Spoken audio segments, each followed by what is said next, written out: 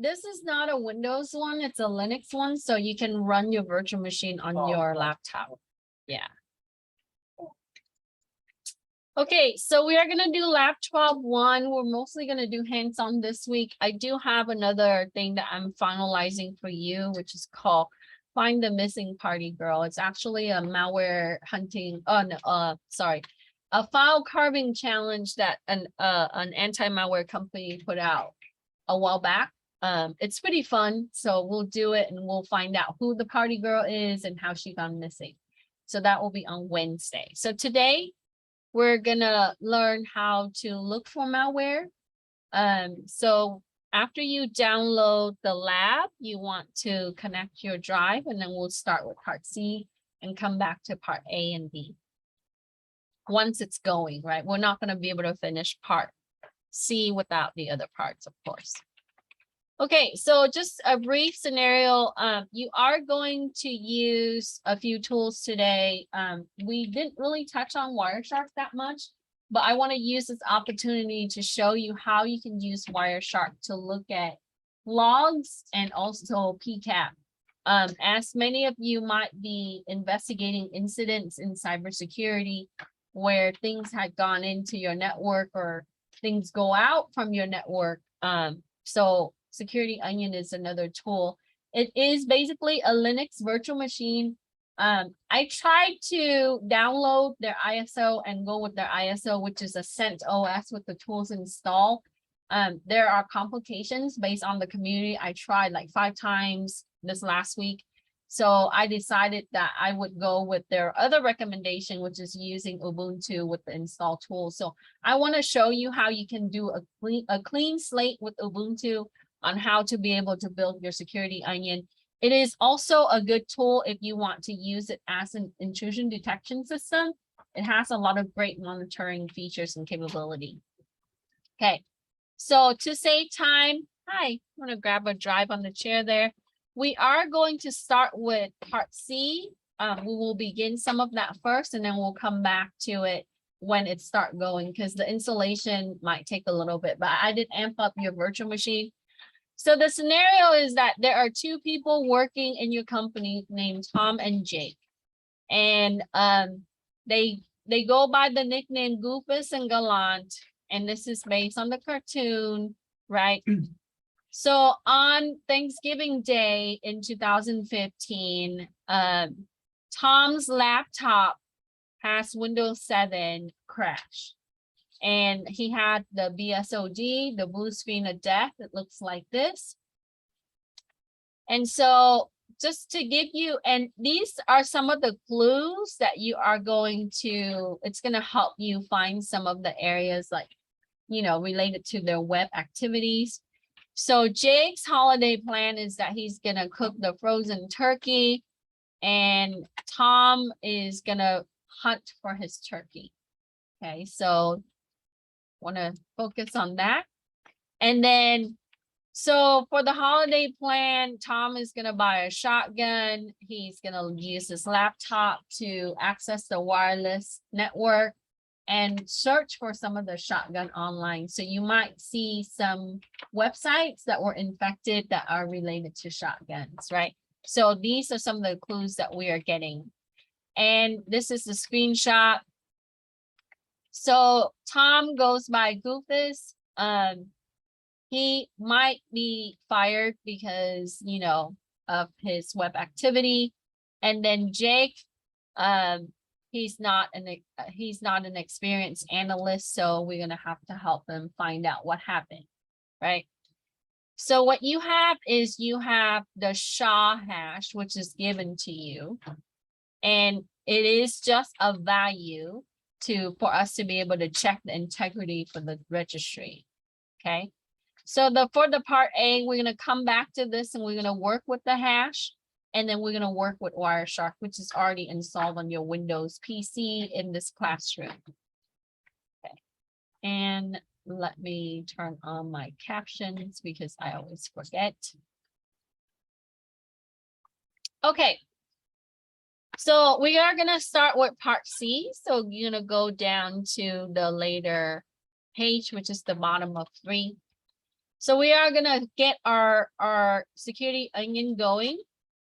So you are gonna connect your drive and you are gonna open up your virtual box. Okay. And you are gonna click add. And you are gonna find your USB drive. On it, you would find the lowercase directory called CIS27A Ubuntu Security Onion Clone. This is an Ubuntu machine. Now, the hardware requirement, if you look at their GitHub repository, you need to have at least 200 gigabyte of hard drive space if you put this on a regular system, and you need to have 12 gig of RAM dedicated to it, because otherwise it won't run the scan. Right? I try to slice it down a little bit, but now on the virtual machine, it's about 10 gigs when you make this. So it's not too bad. That's why VMs are really good for testing. So we're going to click open, and then you're going to open up your VBox. Oh, why is it doing that? Are you guys getting an error? No.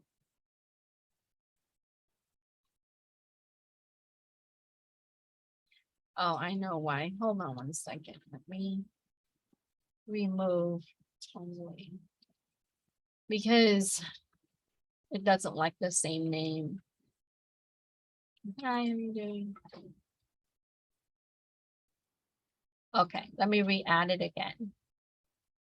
So we're gonna need to use, and you don't have to copy it to your desktop. You can just run it directly from your drive. Okay. And once you have it added, check your settings. So it's always good if you do this on your own. I recommend for Security Onion, it likes multiple adapter.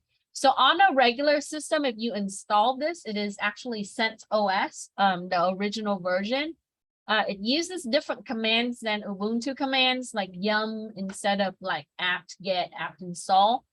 So on the virtual machine, I did do this for you already. So make sure that you enable 2 or more adapter, because you have to select one for listening and the other one for it to monitor. It is used as an intrusion detection system, so you have to have multiple adapter. So it's ideal if you use it on like a server hardware machine. Okay. And then I also added 12,000 meg of RAM. So this is what's needed. And then your processor is 4-core. So we're going to go ahead and start. And it's going to boot Ubuntu. So on the machine itself, it doesn't have a lot of things, just the OS with the specification that's needed. So coming back here, once you add the virtual machine and open up your VirtualBox file, right? This should be like CIS27A and then all lowercase. Ubuntu sec onion. I did like your virtual machine 3-4 times, so that's why I keep changing the name. Okay, so we already have, make sure that we have the second adapter, which I enabled that for you, and then you're going to boot the virtual machine, and this is your password. Okay.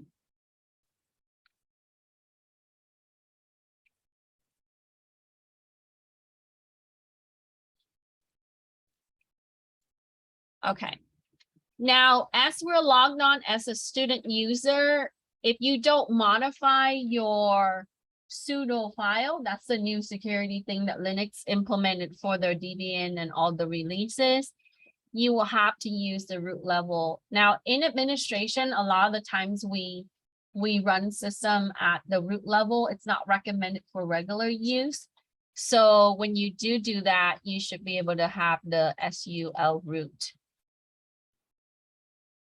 And I don't know if I use the same password. Let me check.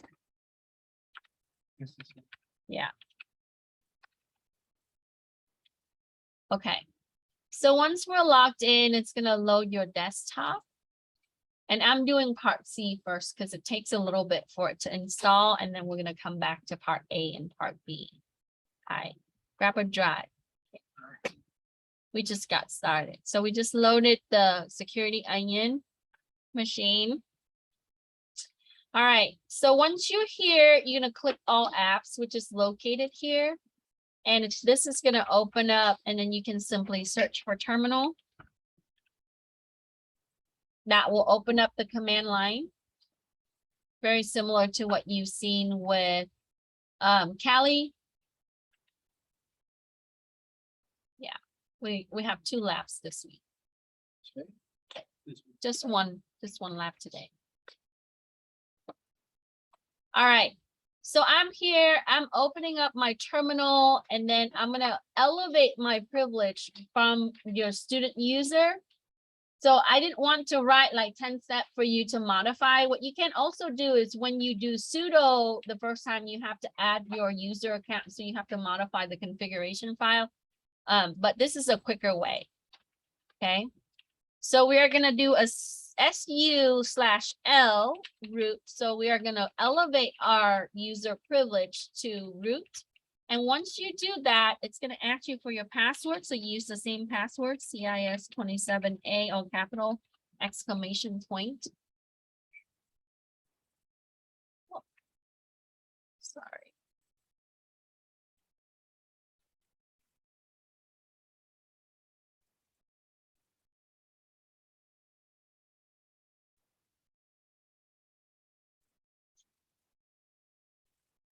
Is it not the same?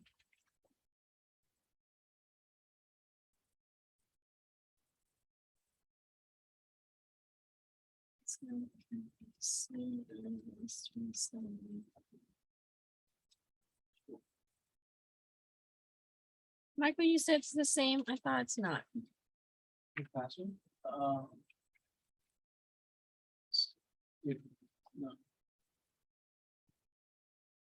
I don't think I created the root password.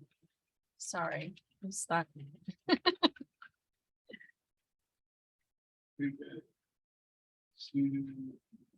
SU. Yeah. Just sudo SU and the student password. Yeah, that will do too, but hold on. So now you're putting the root password. Okay, sudo SU Yeah, just SU. and then And then put the password for the yeah, student. that works too. All right, thank you. So we can change this to sudo SU and then enter the password. Oops, sorry, I put SU sudo SU. Otherwise, you have to modify the sudo file. Okay, so I modified this a little bit right here. I don't think I created a root password when I made the machine. Sorry, I was in a hurry. All right. Then we're gonna install your git curl f tool. So you are gonna do apt, and this is simply enable the yes option, right? And then install. We're gonna do git curl and f tool. So git is for us to download packages from Git repository. Curl is for us to visit websites, and then your f tool. So we're gonna do, let me pull this over. So apps, install, git curl f tool.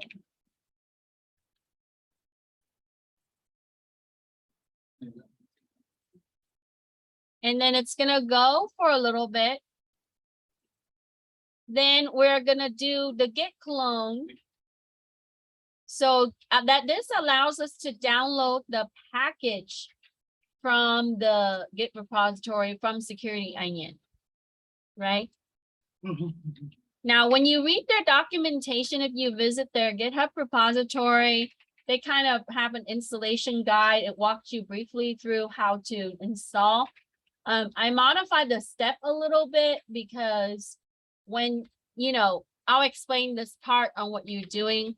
I don't think it makes a huge difference, but you still have to configure the network manager. As I mentioned earlier, that the Security Onion is used for network monitoring mostly. Okay, so that after it's finished, we're gonna use the next command. So we're gonna do git clone, right? HTTPS, so git clone, HTTPS, github.com, security-onion, solutions, make sure that you put in the S, security onion. So after this, it's gonna download, right, all the package from security onion. And then we're gonna do a CD, etc net plan. Now, if you're not sure, you can always do ls to check if it has the, so basically I move into the folder and the subfolder for the net plan. Okay, and I'm gonna do a remove command 00 installer config.yaml.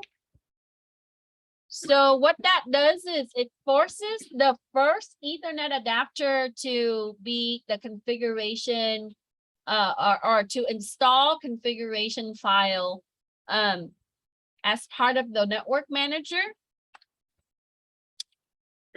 Oh, sorry. I think it's a 01. Hold on, let me ls it real quick.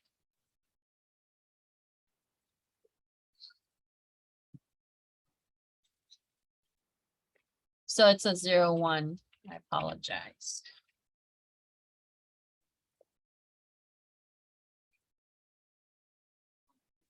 Yeah. So when I'm trying to phone the, it's only username and password here. Oh, because if you're typing in the wrong URL, make sure it's solutions with the S. Make sure it's exact. Because if you're off by one character, it's going to ask you to authenticate, because that means that, you're trying to access their repository as a developer. So this is public, so you should be able to pull it. That happened to me too. I had a typo, right? When I tested this, I didn't put an S, and so make sure it's exactly like this. All right. So when you remove, make sure it's instead of 00, we're gonna do an 01. So up arrow key for me, and then I'm gonna change that to the 01. So YAML is a file that we can use. It uses this as part of the program to be able to plug in some of the information for the installation. Oh, why is it doing that? Hold on. Network manager all. We don't have to do this. I think you're fine with that. All right, so let's just do net plan apply. I try to remove a YAML file that's not there. So skip this. So I'll black it out. Okay. And then we're going to do a touch, and we are going to configure our network manager. So touch allows you to edit or create a file. etc network manager cap D10 globally managed devices.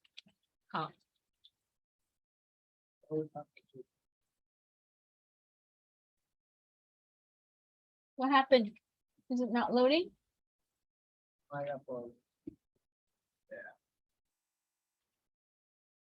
Okay. So after we had created the configuration file, we're going to call on service for network manager. Restart. Okay. So anytime that you reconfigure the network manager on the security onion, you need to have it restart, and then we're going to move back from the etc folder by using CD command. Okay, notice the path change. So I'm no longer in netplan etc. I'm in I'm in the home directory. Then what you're gonna do is you are going to do a CD security onion. This comes down with the Git repository that you had pulled. Oh, hold on.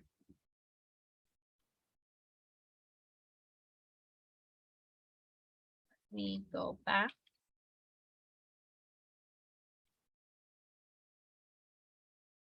It's always seeing snap.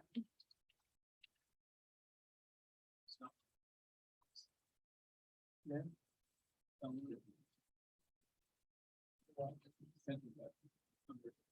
Yeah.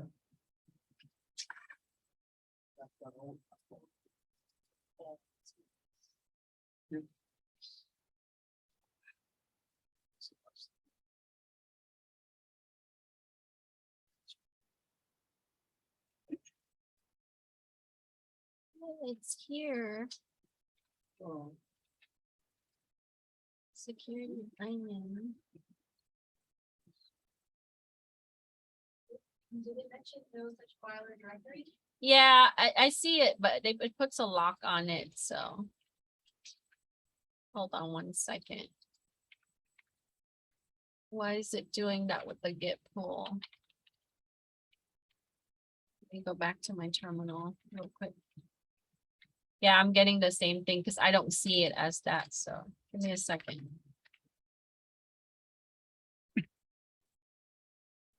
Let me reclone it.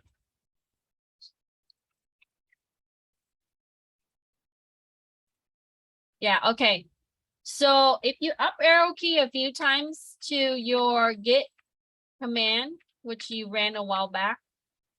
Yeah, for some reason when I downloaded it, it locked it. So just rerun the Git clone there. Okay. Hmm?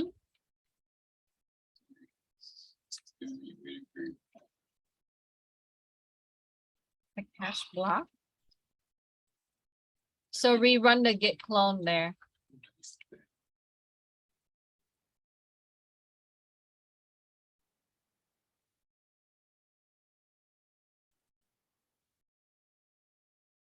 So after you clone it, you can always check your directory by running ls. Okay. So when you do that, you should see the folder in blue here. That's what you need. Yeah, I don't know why it locked it the first time. But I reclone it, so it's there now. Okay. Then what we're gonna do is we're gonna CD into it. So now it's there, so we can CD into it. So we open up the folder and we're gonna run the setup by using bash. Now, before I execute this command, I want to show you how you know you can run the bash file is when you're inside security onion, if you ls it, you list the files within, you would see that there are these files, right? So security onion setup network and security onion analyst install. This is only available if you're running CentOS Linux, which is another version. So if you're using Ubuntu, you cannot use this file for install. So you have to run this one. Okay. Okay. Hi. Want to grab a drive there. We started part C first. So when you're using CentOS, you would run this file, and if you're using Ubuntu, you have to run this file. So I'm going to go ahead and do the bash. Okay, to run, and then so setup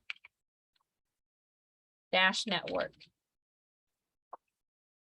Okay, so it's going to give you this really plain interface, right? And here you have to use your keyboard. Okay, so you're going to press enter to select yes, and then use your arrow key to go down to the import, because we're going to do something with the PCAP file in this security onion. So you're gonna select it by pressing space bar and then go down to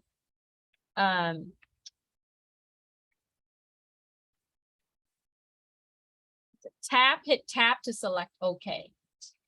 So space bar to select, tab to change option.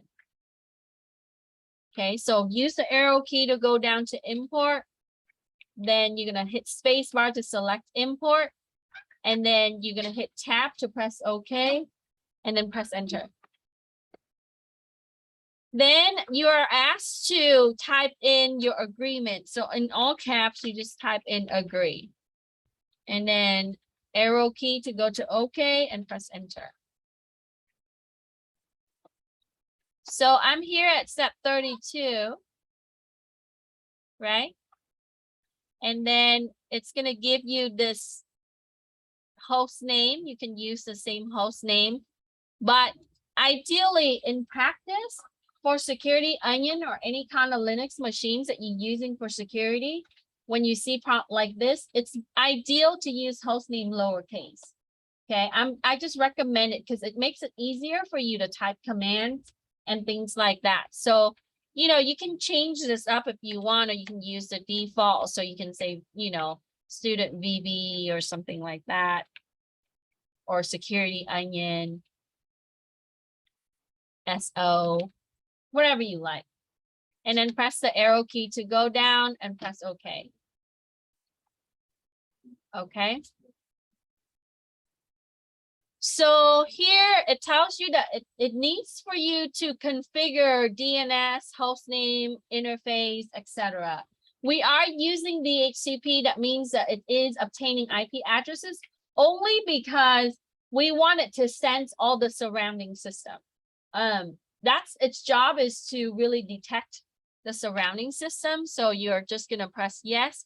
And it says that if you're using DHCP, it might cause problem if you change your IP address later. So this is the time where if you need to configure your IP, you need to stop and then configure your IP and then change it.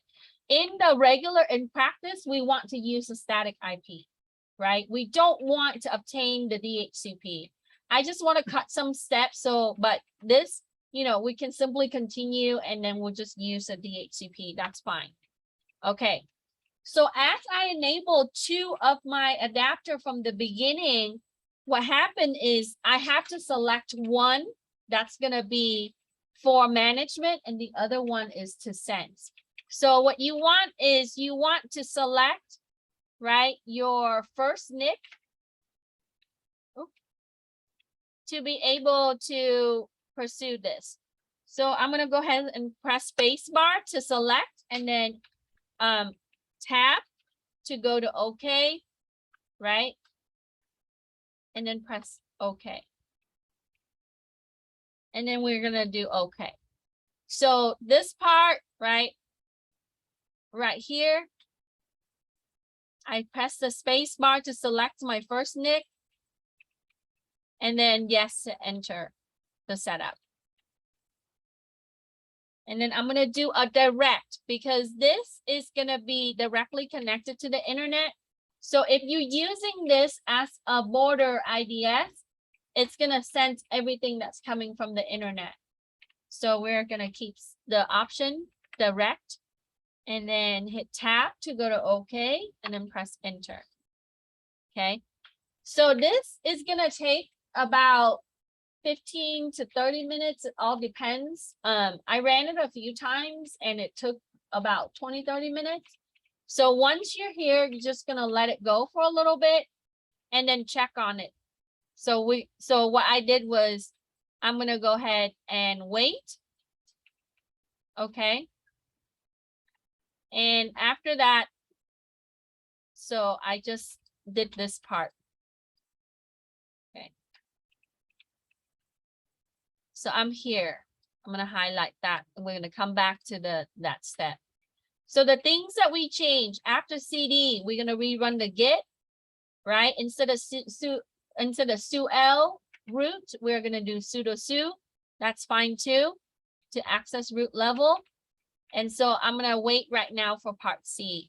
Now here, it's gonna say that if you are in the network, you want to set this up. So I wanna keep things the same, whatever it fills in here for you. What it's seeing is this is the IP address in different areas. So home could be this, right? At MVC, they might use the 10. And so we can use all of these type of address. So we're just gonna go ahead and put tab to go to OK, and then press that. Now, Elasticsearch and Kibana and Fleet, these allows you to visualize your data that you are going to be able to see. So any type of malware or network traffic, it uses this to be able to pull the data and find information. So when I teach cybersecurity in Python and networking, I touch on Kibana and Elasticsearch. This is a really good few tools that we can use to be able to do analytics for the networking and the cybersecurity side. So Security Onion already have this integrated, right? Because as you know, that this application is coded in Python. So, all right. So what we're gonna do is we already selected the NIC, and then we're gonna do the automatic. So when you get here, right, we're just gonna go ahead and type in our email address. So I'm just gonna use my Gmail account. You can use any account with spam if you like, because they require that you register with an email in order to access. Sure. You don't really have to validate or anything. Just have an email account, right? And then, so for this, so this is your login basically for this application. That's what you're doing, right? You're creating a user account with the password, and then hit tab to go to OK. Now you're gonna make a password. So I suggest that we use Malware Hunt, and you have to use a complex password.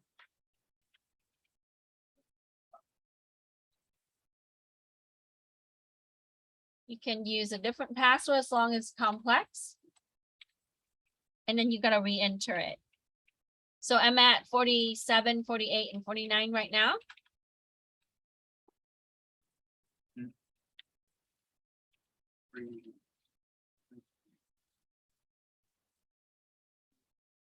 All right. So once you create your user account and the password for the application, and you verify your password, here is where you are going to put the IP address. So this is for remote purposes. So if I'm using Security Onion to monitor my network, at one point, I want to be able to access it through another system. So this is where that you would allow access for another system to be able to pull the application from Security Onion from your virtual machine, right? So basically, you're creating a web interface with the IP address. Now here, it uses the strict cookie enforcement. This allows you to authorize a certain IP address to be able to access it via the web. So I'm going to keep it as IP. I put down this option. And then you're going to hit tab to go to OK, right? And then press enter. And then you are going to keep it yes. So we're going to run Security Onion allow, which allows other machines to be able to access the installation via the web interface. Okay, and you don't have to allow, you can say no, but I want to show you how you can do this. So here, if you have a group of computer that you allow Security Onion access installation, then you would put in a range of IP address. We are going to use an arbitrary IP address, right? But you would dedicate a group of system or a system that will be able to use this. So we're going to do a 10.0.0.150, which is a class A address, right? We're only going to use one. And I put that for number 52 here. And then hit tab to go to OK, and then press enter. So here it gives me a summary, right? This is my host name. This is the adapter I'm using. This is my IP address for my virtual machine. and then the URL that we can use. So now it activate this for the web interface as this URL. So we can use that through the browser. This is the system that's allowed to be able to have that access. And this is my account. The tool that I'm going to have is going to be Zeek. And the IDS rule is the default is ET open. So it comes with the rules to be able to filter or detect certain type of activity, including malware. Okay. And then I would hit tab to select yes, and then press that. So this is going to take a little bit to go. So just let it sit for a little bit. So now I'm going to track my step. Yeah. So when this is done, then we're going to finish the rest. You can do, this or, sudo su. That will be the same. Okay. All right. This is going to take about 20 minutes. Are we okay with this? So we'll pause at part C and we're going to come back to part A now. Because otherwise you'll be here all night. Okay. All right. So let's go back to part A. We already talked about the scenario where we have Tom, right, whose laptop is infected. So when we, yeah. Okay. So give me 1 second. Let me help.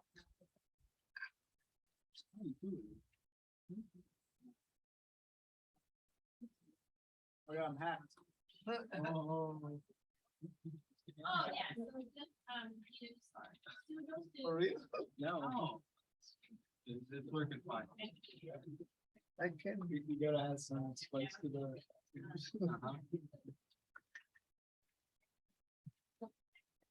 Yeah. Anytime you Next time I'm not on the screen, you just-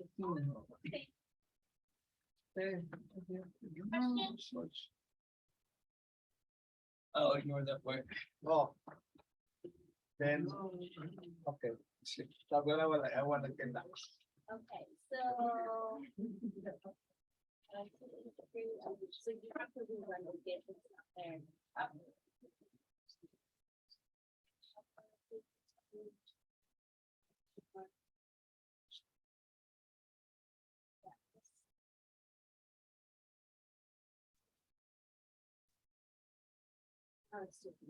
Earlier, it's probably locked. So type elements. Oh, that's just like a little one. So see how you don't have the file?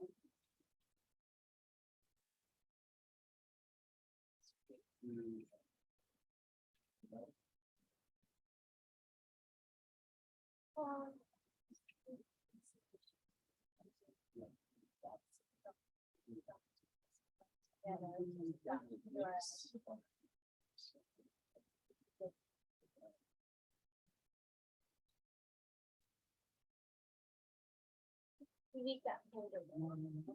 So whenever when you do a git clone, basically it goes to GitHub and then they pull down the whole folder. And it has like the code for the application and all the files needed for the application. All of them. That's how it's clone. Okay. Okay, so now Yeah. we're gonna start right here. CD security thing. Yeah. Yep. Okay. Other question? Wait, do I have to spell my email? Yeah. You can put it down. Okay, so do sudo su instead of sudo l with the same. Here. Okay, then try to scan to the have. This is your login. Okay. Are we gonna use the multi? Anytime you see sudo l with multiple visits.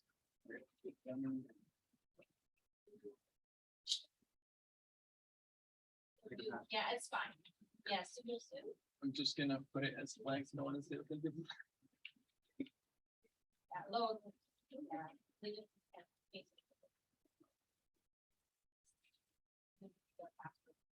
CIS27A. Your mom.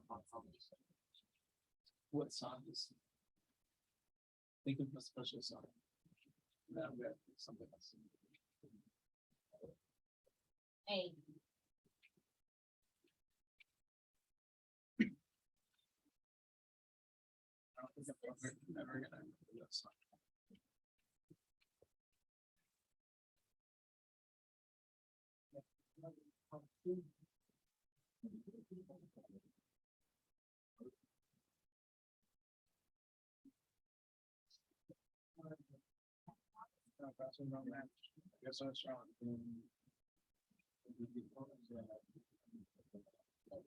All right, then you can go to the next two steps. You might have to run the git after you do the. Okay, again, so. Too bad. Yeah, you're welcome. Okay, so let's talk about part A. So in the book, it tells you that, you can always use your hash from your registry. So you know that malware likes to modify registry, right? Anytime that there's changes in your software or hardware registry updates its record. So here they give you this hash registry. And then what you want to do is you can go to your virus total and you can do this on your computer. So just press down Control key and click the link. And then you are going to do the search. Okay, and then you're going to take that hash value and you're going to copy it. And then you're going to go back to the virus total and you're going to paste in the file hash. So anytime that you have a file hash of possibly your registry or something that is infected, you can use this to check, because people submitted, infected files to anti-malware company and they would be able to track it. As you know that there's about 60 to 50% of malware that is not detected. So as you can see that on the left, this is the analysis for the security vendor. And these are the companies that reported the malware, right? And it tells you that mostly this is a Trojan. And if you learn the basic about malware, Trojan is that it hides itself in other form. Okay, so this is the generic KD, but it's also come out to be other form of Trojan because malware stem other malware. So the signature will be similar to what you've seen with some of the Trojan out there, like the W32. So these are the companies that report this signature, this hash value for the file that was infected as malware. Okay, and that's how we're able to check. So what I'm showing you is when you hunt for malware, you have multiple sources to go through. If you have the hash value for your file, you would be able to submit it to a website and see if there are other people that track it. Okay, so when you do part A, after you do that, you would look at the top 5 result. What is the type of malware that's detected based on the hash value? So when I look at this right here, the top 5, right, you would see that it is Trojan generic KD, and this is the same, and also a variation of it. Okay, so you want to maybe record some of the type of malware that is found from the website. So put that down for the answer. And then I want you to find the 3 companies that did not detect the malware based on the hash value. Okay, the reason for this is I want you to be aware that even if you use an anti-malware software, right, an anti-malware application, sometimes things go undetected. Okay, so F-Secure, Malwarebytes, a lot of people use Malwarebytes, right? Avast Mobile. Okay, so find Clam AV, they're pretty popular as well. Okay, so Semantic Mobile Insight, that's a little bit different than regular Semantic, so it goes undetected, and this is how they report it. Okay, so not all, what I'm showing you is that not all anti-malware companies able to detect everything. You're gonna have hit and miss, so you might have some false negative, right? And sometimes you have false positive. All right, any question? Pretty easy. Okay, So the next time that you compete in challenges for this, right, this is one of the area that you can do. Okay, then what we're gonna do is we are going to open this up, and they gave us a few files. So, and if you like practice, you can go to this website, Malware Traffic Analysis. They do a lot. The first lab that I did, I pulled the files from here as well. So, all right. So the first text file that you see here is from Snort. And basically, this is provided by the Snort. It detects the traffic for Tom's system, okay, and other entity, in and out, right? You have different source and different destination. Now, you know that our job is not always so glamorous. This is what we do all day, right? We look at logs, we look at things like this, okay? So you have to find ways to really efficiently do this, okay? So for the sake of time, what you're gonna do is you are going to search for keywords.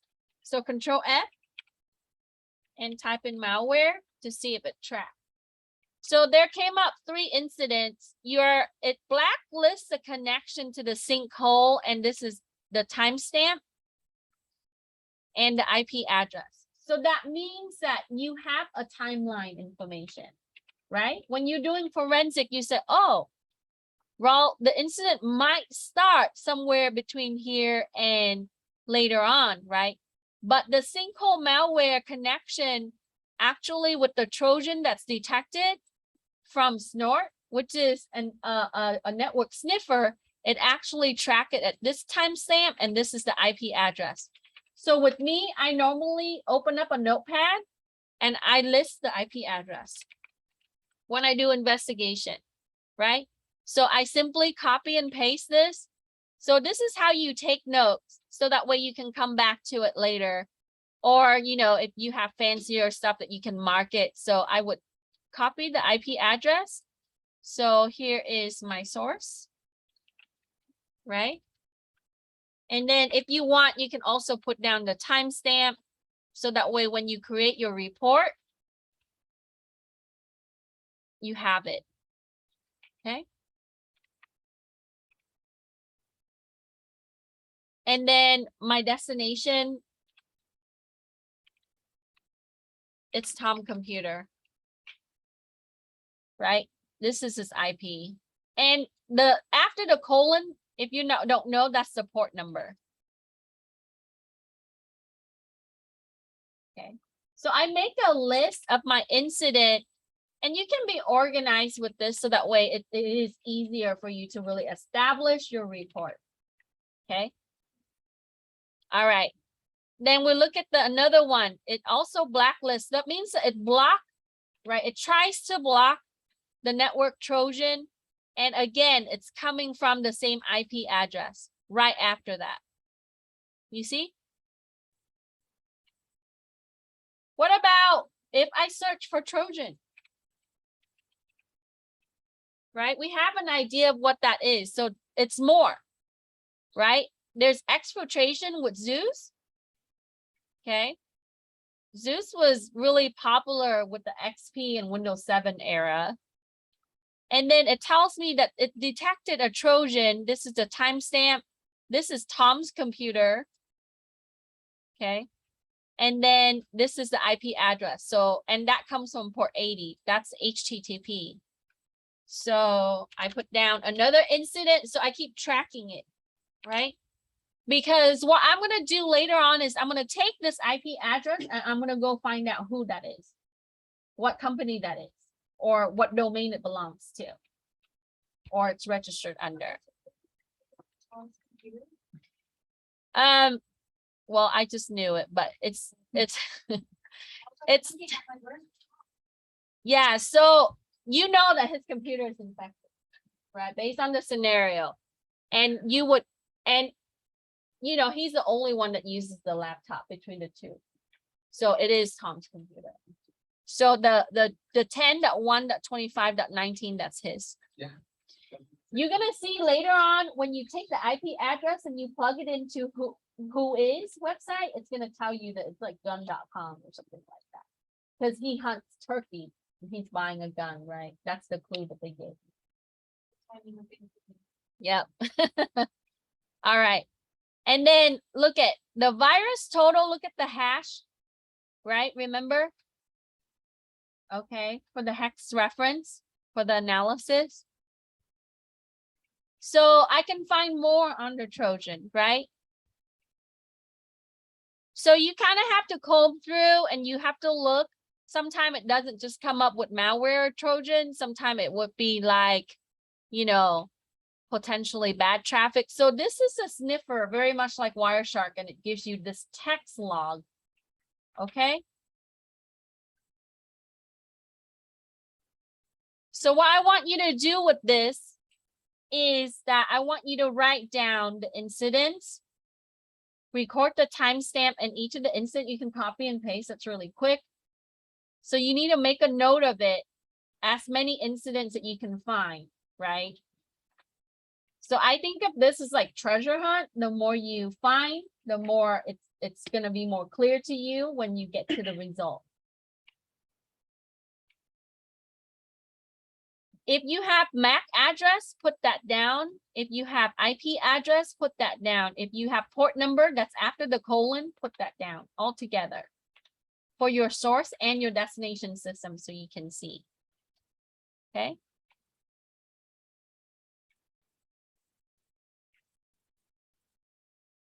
So after we search, we should try to be creative with our search instead of looking through, because sometimes you're going to have logs of like 50,000 things. And, you know, if you don't have a software to filter it, you have to manually filter it. And then you just kind of have to like look, right? This is when you can write a script and tell Python to look for certain things and give it to you, which is great, right? Or write a macro in Excel, import everything into Excel, but you have to clean it up after text format. It's hairy. So things come down from JSON, and then Python works really well with JSON. So this is why in the cybersecurity world, like knowing how to script is essential. Okay, any questions regarding the snort file? Okay.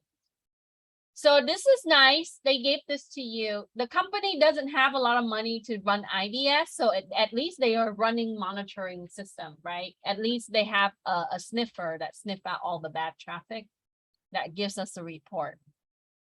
Then we also have the Suricata events, which is similar, right? It is a log that you're gonna see. So for number 6 and 7, it is a little cleaner, where it looks almost like the Wireshark. It gives you all the packets information, right? And again, you're gonna have to filter this. So when you're looking at S port, that's your source port, and then D port, that's your destination port. So let's filter. So let's see if I can find something that's Trojan. I found one, right? And it gives me the event ID and the timestamp. And again, we're seeing the same IP address. That's Tom's. Okay. And then the external address.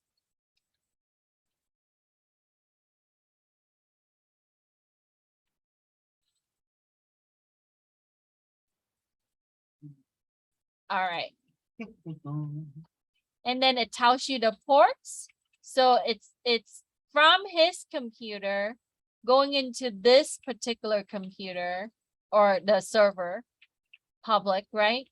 This is the port that he's using, and this is through the web. So, and then there are others. And then you would see a bunch of different sites. There's also sinkhole response header.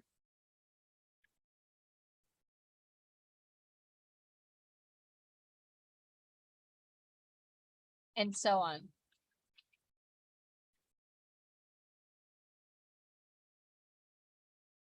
You know, malware hunts, you can get paid a lot to do this. Because there are companies that pay, and then also people volunteer too. So A lot of time they require reverse engineering, so. All right, so you get the idea. And if you search for malware, it depends on the software tool, right? Sometimes it doesn't put it as a keyword, so I won't see anything malware. I can try Trojan, right? Sometime bad traffic or things like that to kind of filter out some of the. But if you have time, you want to look it over, give it once over or twice over to see, right, if you miss anything. Okay.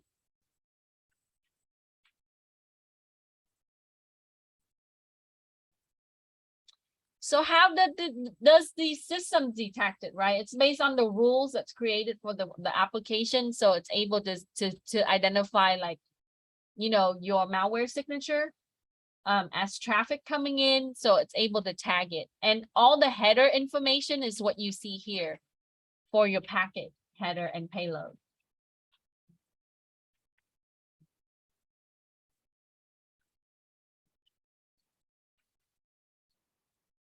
And this could take days, hours, sometimes, right? We're using a really short case, so you know it's fairly quick that you can have a good list, and you can see the timeline from the time that it started, the traffic started impacting his system to the time that's fully infected.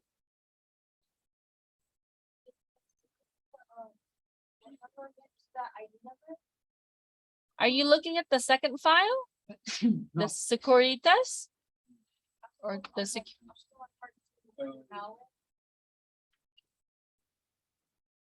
Oh, okay. When you're looking at Snort.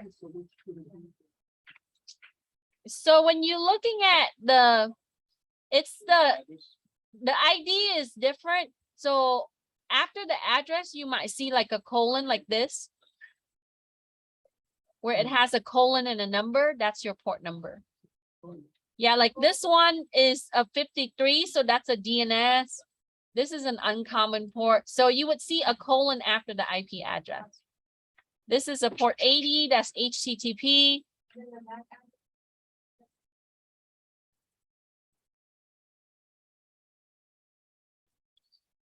Yeah, so for this, it's the timestamp, IP address. No, it might not even list the MAC address. Some of them. You might have a system ID, but that might just be packet ID. Yeah. So if you can't find the MAC address, some of them have MAC address, but yeah, so just put the IP address is good. The more information you find, the better it's gonna be. So sometimes we don't have all the information. Okay.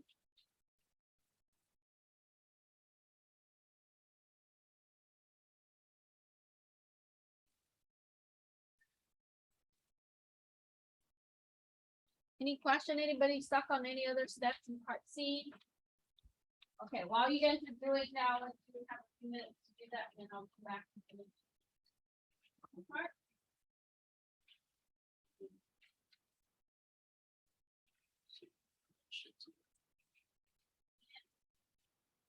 Did yours load? Yeah.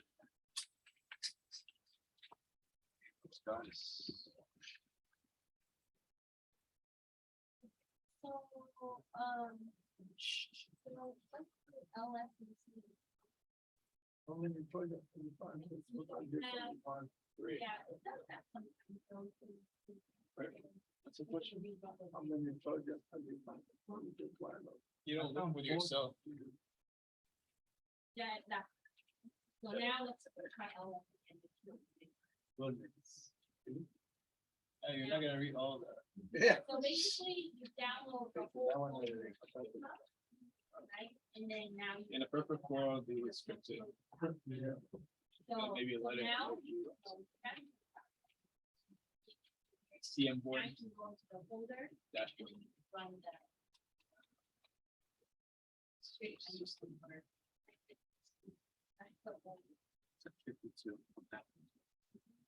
Now you're in. So now you're gonna do a back and. Turn it down on it.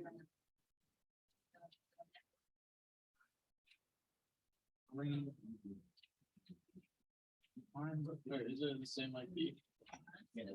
First one. Well, you. First two are the same. The bottom one. I know the time. Yeah, I'm talking about the IPs. Yeah, that's your source port, and then the D port is your destination port. That means that it comes from this port, from this system, right? This is the port for this system, and then this is the port.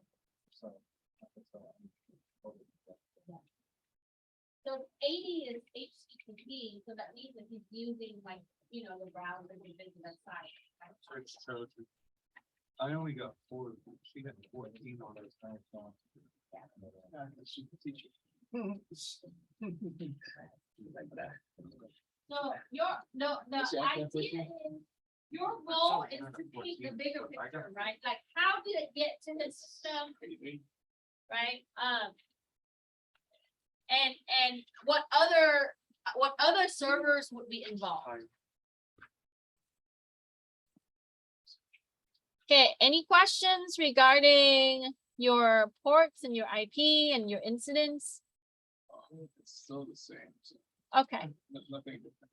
so what we want is we want the same, right? We want cohesiveness when we report, because if you have a lot of different stuff, then, you know, we need to validate. So you want the same thing from both traffic files. Okay. Any question on A? So your list might be a little long. That's okay. All right. I'm going to show you how to use Wireshark with this.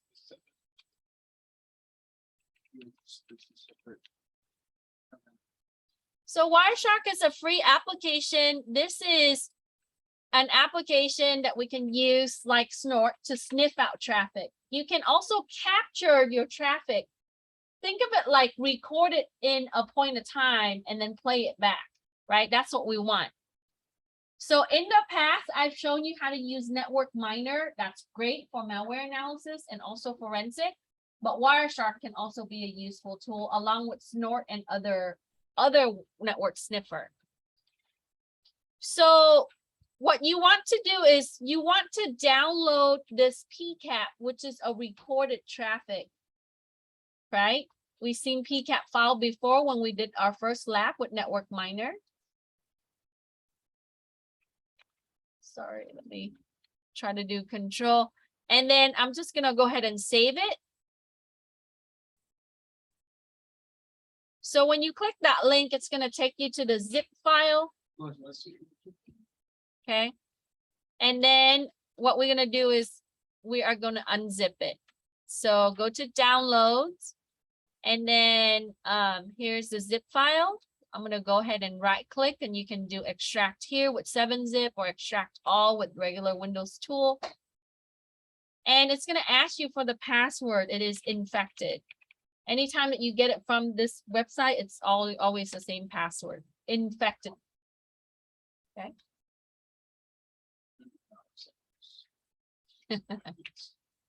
Yeah, so after I do that, I'm going to open up Wireshark. So type in Wireshark.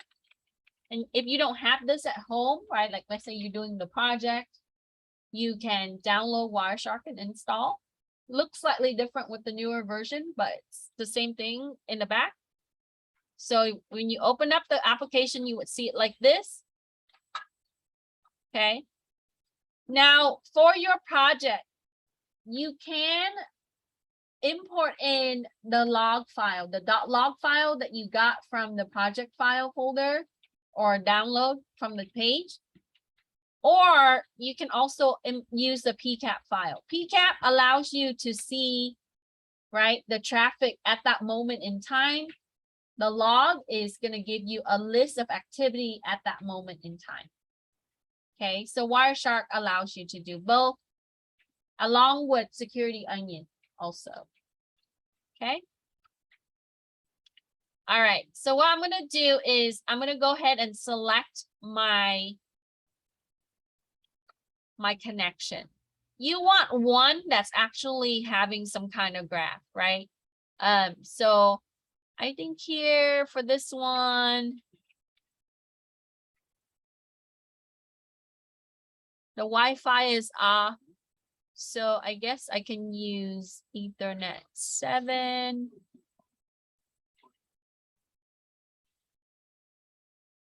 It doesn't label it.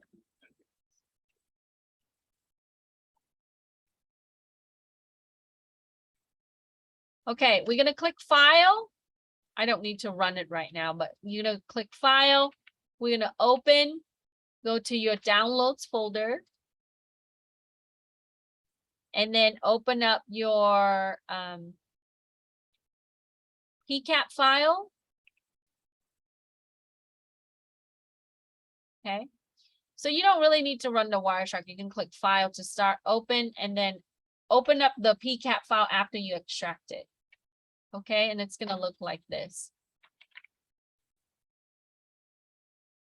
So at the beginning, you have some DHCP activities, right? Nothing really happening there. There's something with Turkey Tom. So when you click on the packet, what you can see is if you click on the link local or any kind of information, yeah, they're using a dated application here. So on the newer version of this, it gives you a little bit more. But what I want you to do is when you go through Wireshark and you open up the file, right, you want to look down, look at Tom's IP address. How do I know it's Tom IP address? There's Turkey Tom right there, right? So we know that this is his IP 10.1.25.119. Okay. And then also there are more activity from him. And so he's connecting to this system. And you can also analyze the packet by extending the middle pane, and it would tell you, and sometimes you would see some plain text information here. Okay. So we would know his IP address is this. Then what we're going to do is we are going to look further.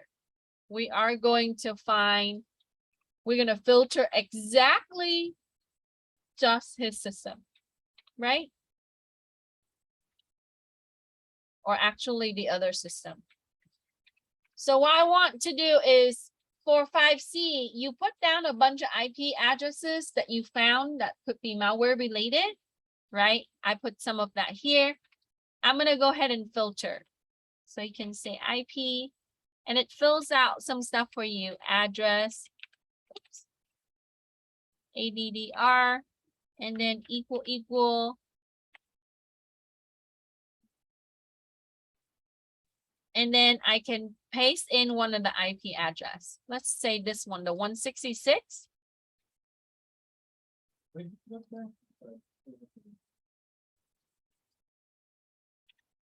I put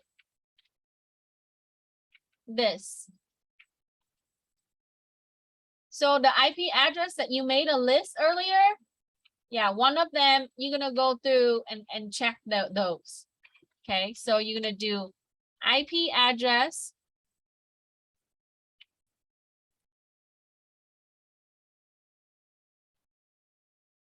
Sorry, I think I filter it. I'm missing a period. Yeah, put IP.addr. Yeah. You want to filter out. So you're just going to look at those.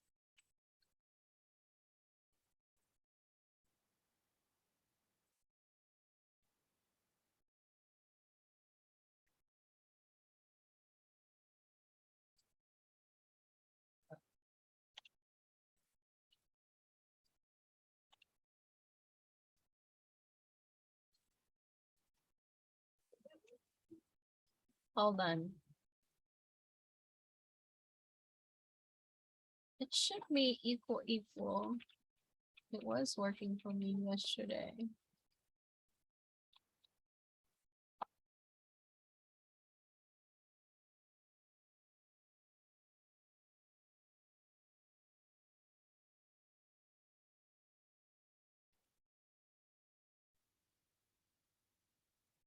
Yeah, you're supposed to use ip.addr equal and then put in the IP address. So let's see.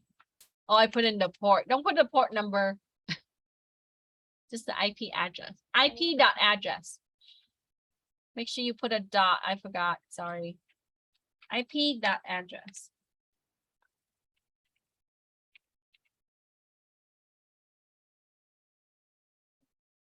Okay. So I put the 166.78.145.90 and then I press enter. So it's just going to filter those now. Right. And then I'm going to find the HTTP packet because I know that it was port 80 that he was using. So that's an HTTP. Right. So I'm going to click on this.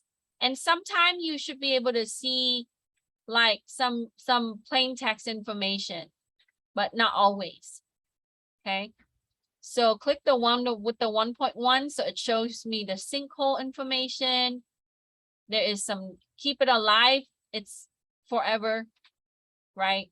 They didn't have a time limit on this, so it's going to keep going. So the status code 200, that means that it's successfully connected. So he's connecting to that that website, and that website is responding to him. Okay. So the first HTTP up here, you see some posts and some get with HTTP, right? There's some submit in that. So this is the traffic, the communication between Tom and that particular server. Okay. So you would see there's PHP. It also uses Ubuntu 3.10. That's the server. It shows that there. So if you're looking for, and then the HTTP version server, this is Apache and the version of Apache. Okay. So it shows you like this, the server type and the OSs that's used for that server. Okay. So you're able to find the information. I try to put some clues there for you.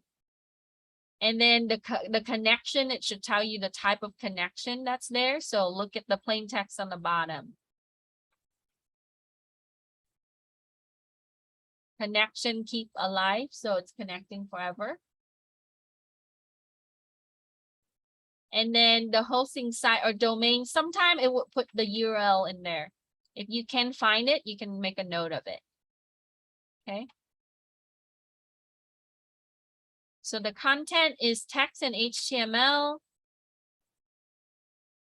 So if you don't have the URL, just put none. And we can find it. Okay. Let's find the other one here. That's also a port 80. So I'm going to go ahead and filter. So make sure we put IP.address equal and then the IP address. And so on this one, I do have some HTTP traffic, right? But I might not be able to see a lot. Okay. So I will have to take a look at the packets and see if I can find some information. And you can also expand some of this to kind of see, right, your sometime payload information. This is your packet header information, the frame information, protocol related to that packet.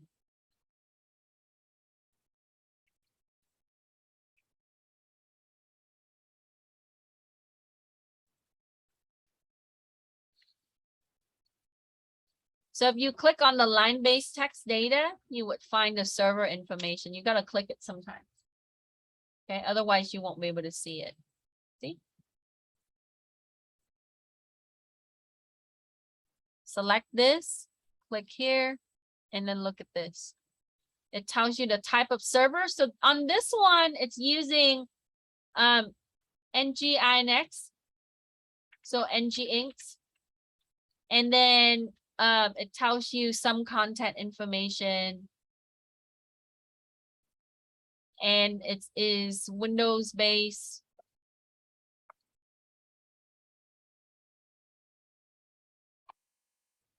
Because when you write a report, you gotta identify all the type of systems that's involved. Okay, so once we have the information from those IP addresses that we noted, right? Just take a screen capture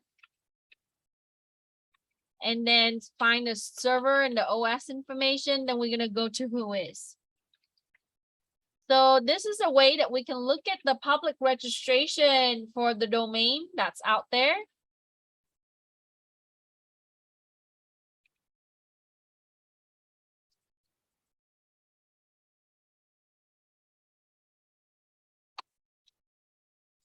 What's it doing that?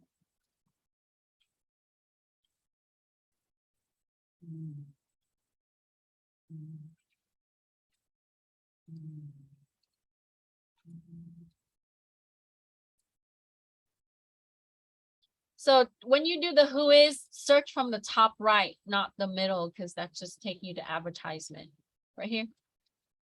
Paste. So if I use the 151.80.126.226, it would tell me who that domain belongs to.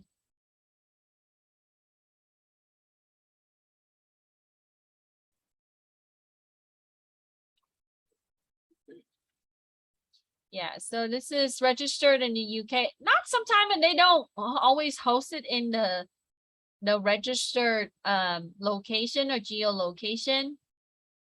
But when you look at Security Onion, it's great. It actually does a geolocation for you. It's beautiful.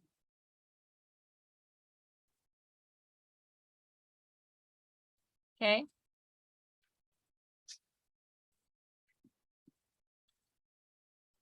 So we would use whois to find out like what domain that is. And then let's try this 166 one. And we don't have to include the port number.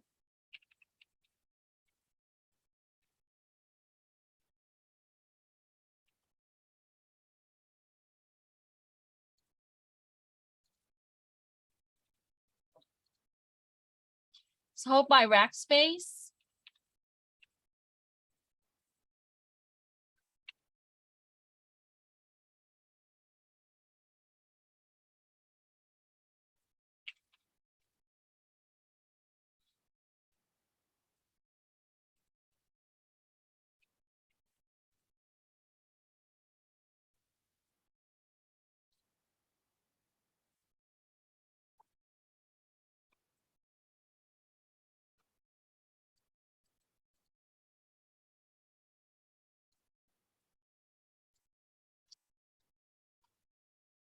Want that?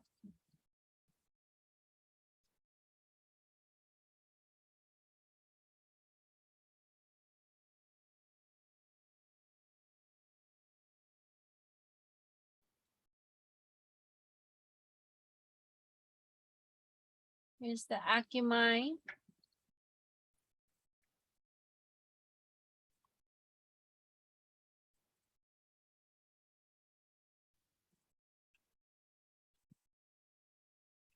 You can also use other website too to check.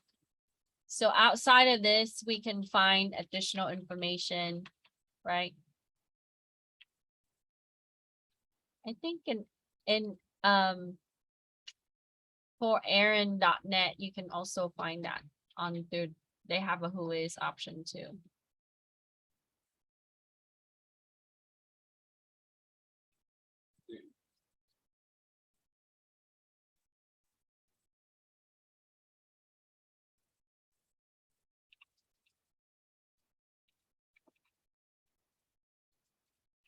Okay, while you're working on that, let me check on my VM.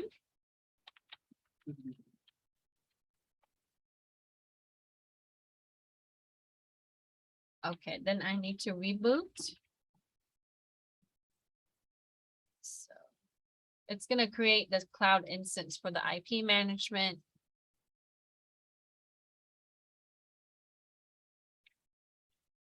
Let me see if I can find a website where you can use who is. That's a little bit.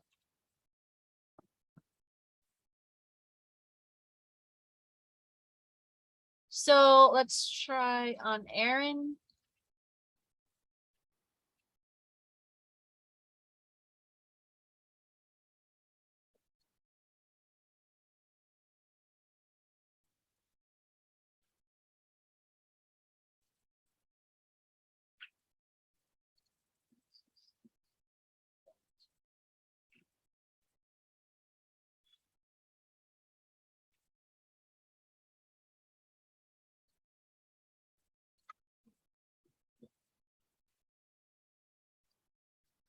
I saw one yesterday that actually give you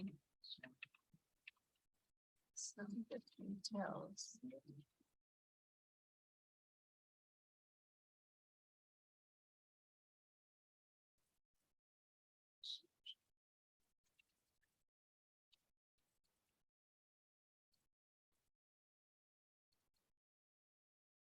This is from France.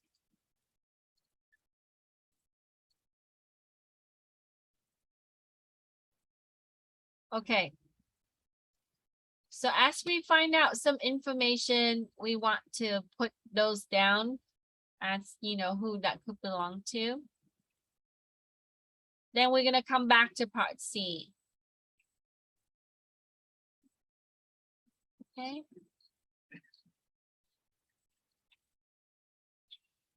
Right. Anytime that you guys see SUL root, we can also do sudo.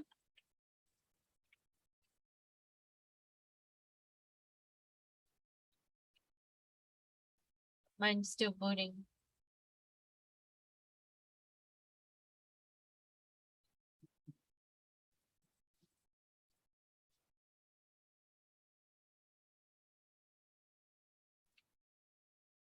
So we're going to download our PCAP file. We're going to unzip it just like what we did for Wireshark. And then we are going to access it. And we're going to use our security onion to run the PCAP. And I put down here that if you are using Windows log, like the .log that you see in your project, you can also use the command to import it, but it needs to be in the EBTX format. So you have to investigate on how you can convert it. Okay.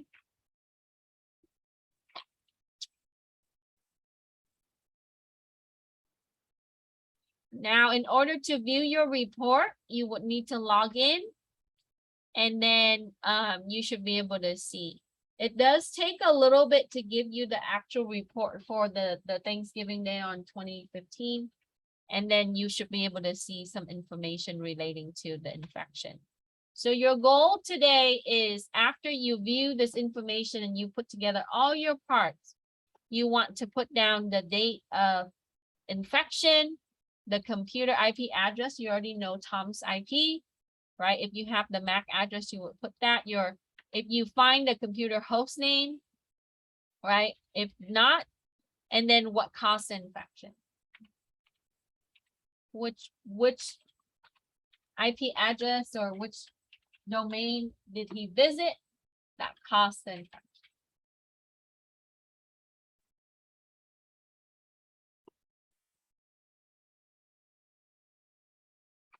So when it asks for what kind of connection, does that mean the protocol? It should say like keep alive or something like that. Timeout at or a value.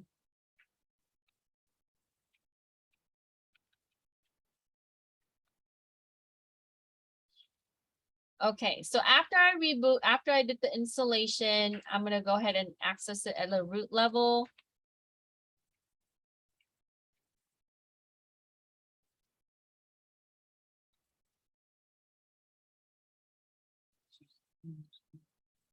So remember that if you want to do security onion, if you're running Linux, it supports CentOS and Ubuntu, but you have to have 200 GB of storage space. Virtual machine works great, right, for testing, and you need to have 12 GB RAM. Otherwise, it doesn't work.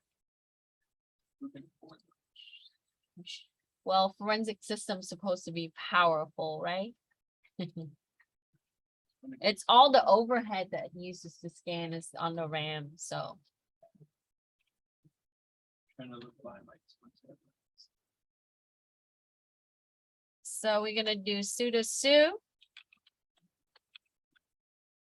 And then log in.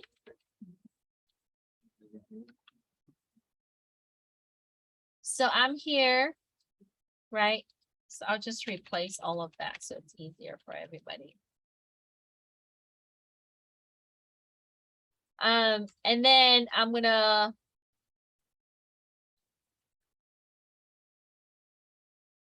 do a wget.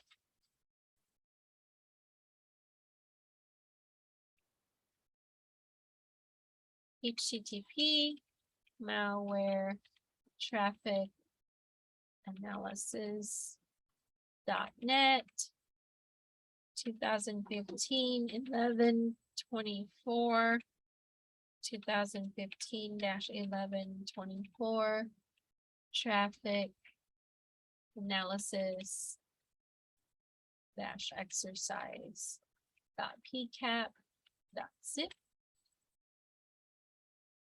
It's gonna come down as a zip, and then we'll just do an unzip of the file.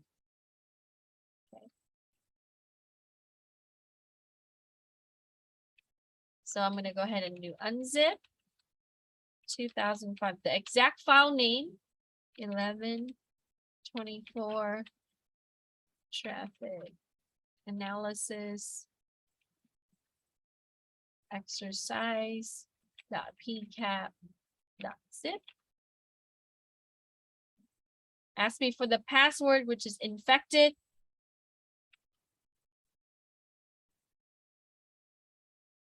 And it's going to inflate it. Then once I have it, I want to check it. Right? So here's my zip file.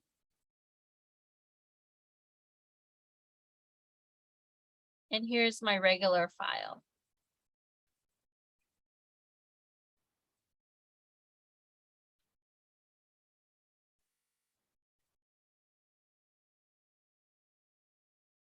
You can open another tab. I was like doing multiple things, so I had like 2 tabs open for that, but so we're if you're already en root, you can just continue. You don't have to sudo su again or sudo l root. You simply just execute this. So so import. Now we're gonna be able to import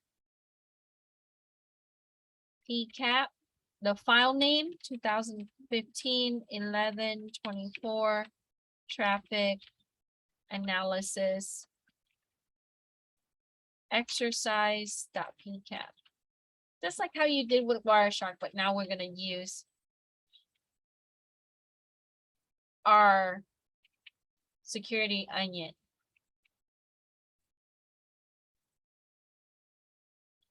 So it's going to use Zeek, it's going to use the tools, right? And then once it's done, it's going to give you the hyperlink. You can copy the hyperlink or you can click on it and be able to open it up in Firefox. So here it is.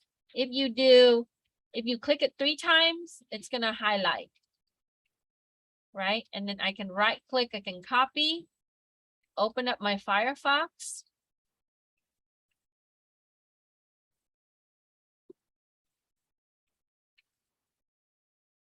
And then I want to open that. Or you can click the link to open. Same. Paste and go. So when you get the security risk, click advanced and then go down and do accept risk and continue. Then we're going to log in that email account that we created, right, for this particular application.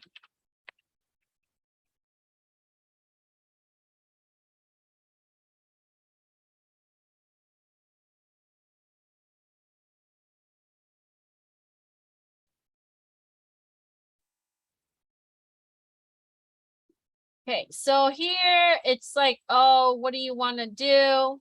So it gives you some of the command information, but if you just click hunt, it's going to take you to the interface. So here it is an application. So you can use your hunt, you can use your dashboards. Now, if you want to filter out your timeline, you can also put in, because it automatically uses the last 24 hours. Okay, I think it's not fully done. It should be able to give you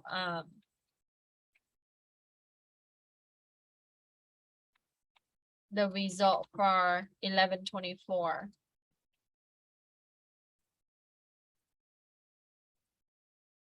If you click this little clock right here, you can set the time that you want. So if I want to change this to, you know, for my PCAP,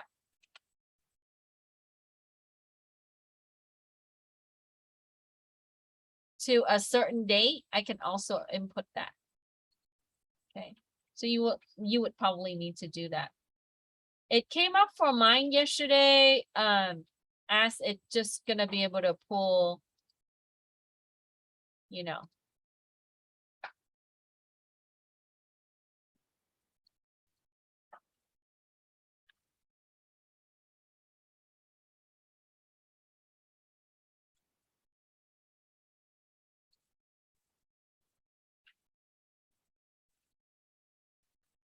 Yeah, so we have to filter the timestamp a little bit.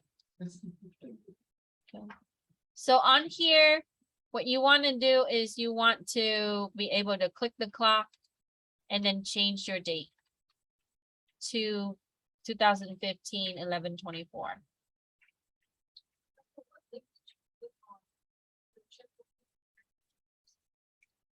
Yeah, so I highlighted this, right? I click it 3 times. I copy it, and then I open Firefox and I paste it. And it tells me here that you can manually set the time range to this date. That's what you want to set your clock. So you can see your output. And see what Security Onion gives you. Is it more in details? It should. But you are going to have the same incidents that occur, but you want more information per incident. So you would have to set the clock for that.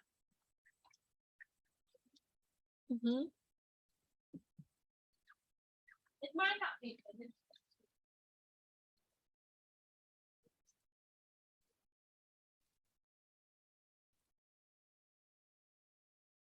So it run it. So you want to do SO input.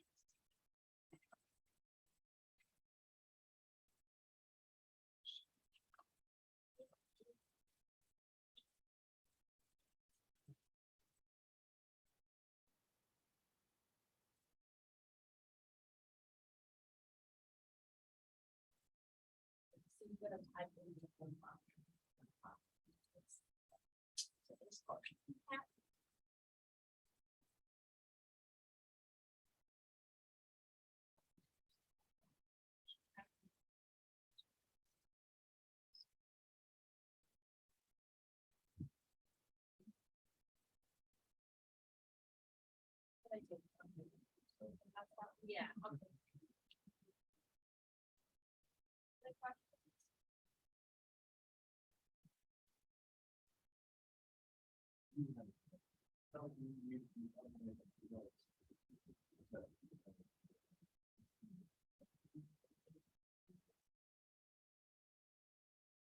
So when you look at this, it's from this to him.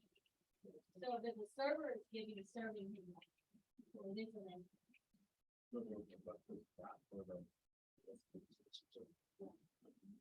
So when I visit a website, I ask the server and then it serves me back the HTML file, right? Yeah, that's what happens.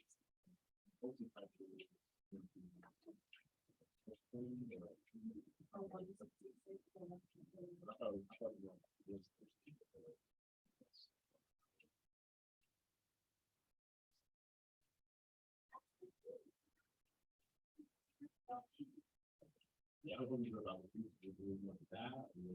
Well, what do you want, if you're an investigator, you wanna know which side will be affected. That's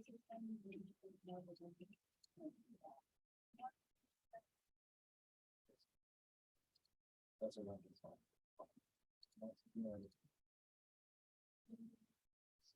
In the area, that's like, go to the top or to the front. So this gives you the interface, and then you can click the clock, and then you can filter out the date if you want. And in the terminal, it tells you that you want 11/24/2015 to 11/25/2015. That would be what you want. And you can play out the time.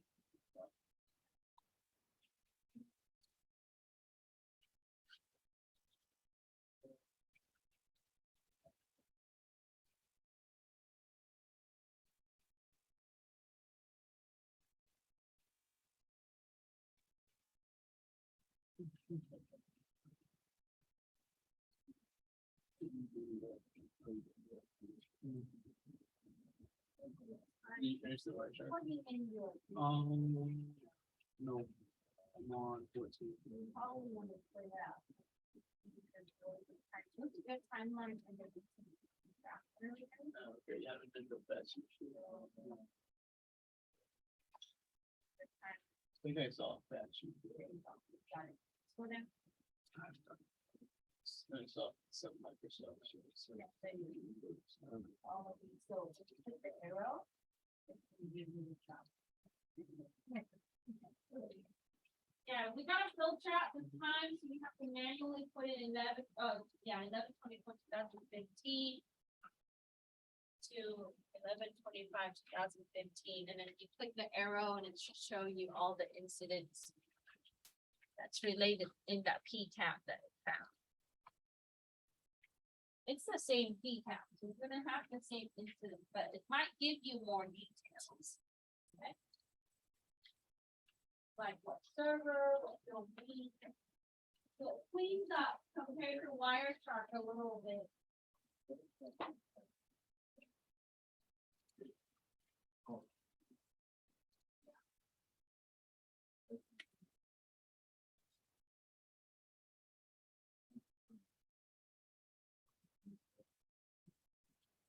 So I get this here, right? So are you trying to find like malware related IP address?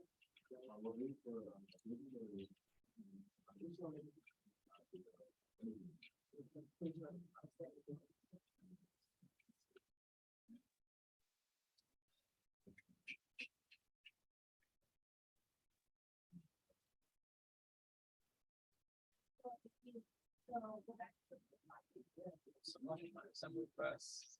I don't know. yeah, but don't put the. So Sure, you have to do that. That's yeah. the port. Oh. Is this acceptable work for the homework? Yeah,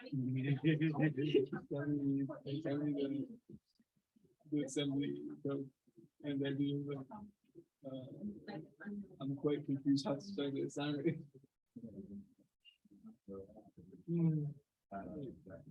Y'all gotta start paying me. yeah, so it's gonna be the same as before, and it's gonna track. So the whole point is to double check. As we told earlier, is did you miss anything else related to that? Okay. Because when you do filter, sometimes you might miss a couple of issues. Not sure what they mean by. Other questions? Out for anything? Yeah. Yeah, you Oh, put, part okay, A and part B. yeah. So go down. So, yeah, so click each of these. The little arrow. So, yeah, so it's showing.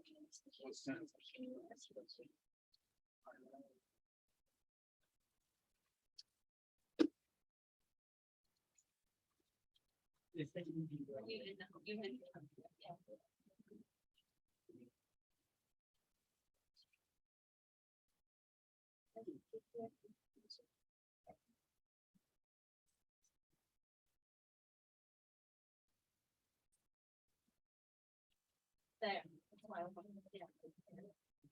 Yeah, so what it does, it's kind of like what you've seen in Wireshark, but it's organized the information a little better.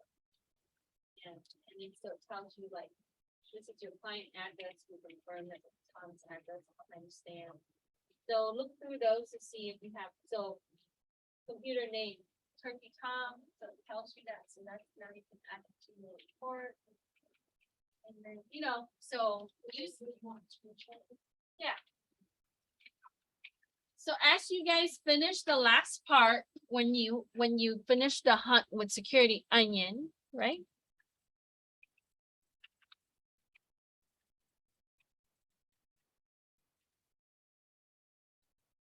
You access this link, you log in, you put in your time, for your calendar if it doesn't pull it. And then you're gonna go down for each of the timestamp, you can click on this. And it gives you the geolocation. Okay. So for some of the server that would be related to the security incident or the malware, let's say it actually tells me where it was hosted, sometime the host name and the network information. So the data is better presented than your Wireshark, so you can find out more information this way. Like for example, the servers in the Netherlands, right?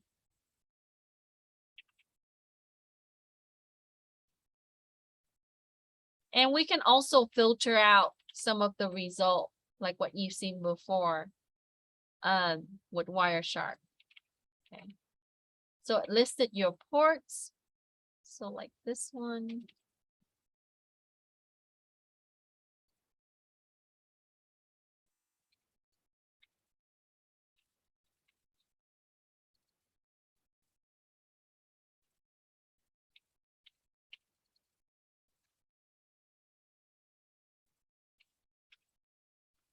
Network Trojans detected.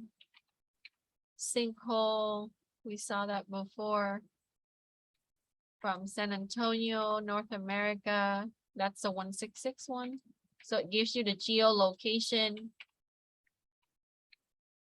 That's through Rackspace. Then you can go to another entry. So just make sure you scroll down and click the arrow and you can find more.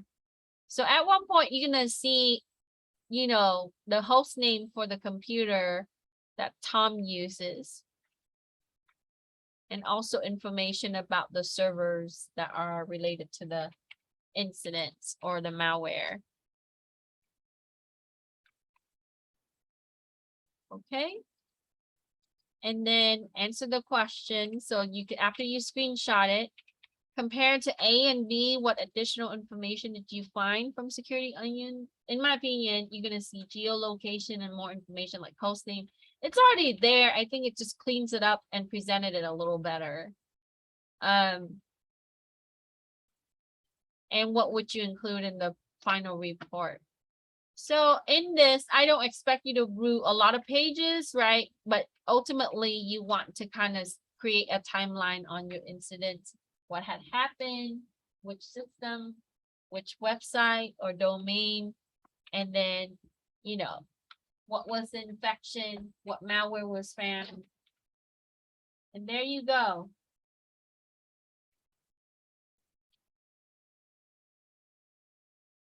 Any questions? Sounds good? That is correct.